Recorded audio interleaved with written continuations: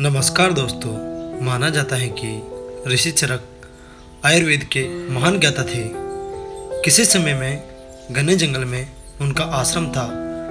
हर साल सैकड़ों विद्यार्थी उनके आश्रम में शिक्षा ग्रहण करने आते थे।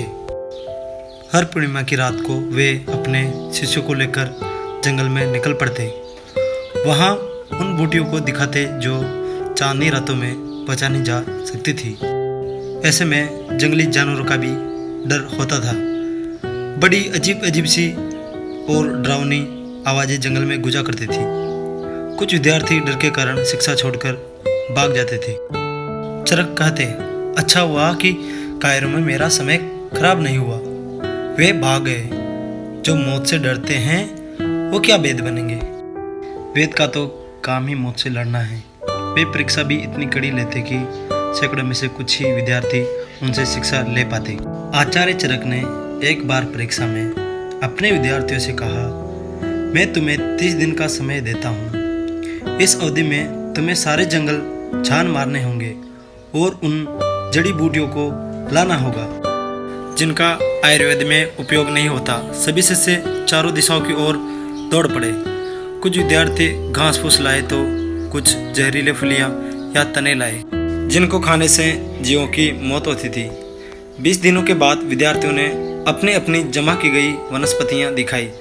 चरक ने सभी की लाई चीजें देखी। उनके चेहरे पर कोई हाव भाव नहीं थे। कुछ शिष्यों की गलतियों को उन्होंने बताया कि ये पौधा इस चीज की दवा है। 29वें दिन सिर्फ एक को छोड़कर सभी शिष्य लौट आए। सभी कुछ न कुछ ढूंढ कर लाए थे, लेकिन वह अंतिम शिष्य खाली हाथ था। वह एक भी वनस्पति नहीं ला सका। उसे देखकर सभी शिष्य हंस पड़े। चरक ने आश्चर्य से उस शिष्य को देखा।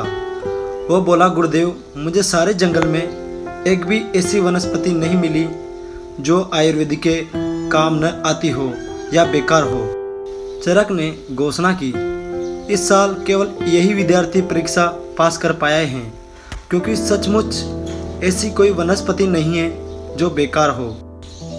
किसी का हम उपयोग नहीं कर पा रहे हैं तो उसका अर्थ यही है कि हम उसके गुणों को अभी जान नहीं पाए हैं या हमारा ज्ञान उसके बारे में अधूरा है। जंगल हमारा अनमोल खजाना है। हमें इसका संरक्षण करना चाहिए। कोई भी चीज़ फालतू नहीं है। कोई चीज़ हमें व्यर्थ लग रही है, इसका मतलब ये है कि हमारा ज्ञान अधूरा है। तो गाइज, अगर आपको ये कहानी अच्छी लगी हो तो चैनल को सब्सक्राइब करो और घंटे का बटन पे क्लिक करो।